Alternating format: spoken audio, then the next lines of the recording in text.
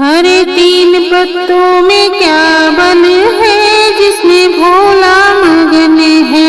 हरे तीन पत्तों में क्या बल है जिसमें भोला मगन है। भोला मगन है, भोला मगन है, भोला मगन है, भोला मगन है। हरे तीन पत्तों में क्या बल है जिसमें भोला मगन है। सरयू मगन है, गोमती मगन है, सरयू मगन है, गोमती मगन है। गंगा में ऐसा क्या बल है जिसमें भोला मगन है।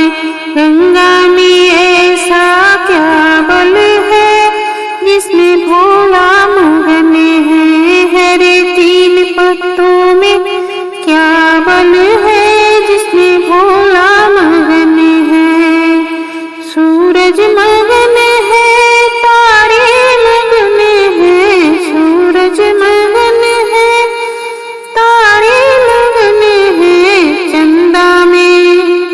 चंदा में ऐसा क्या बल है जिसमें भोला मगन है। चंदा में ऐसा क्या बल है जिसमें भोला मगन है।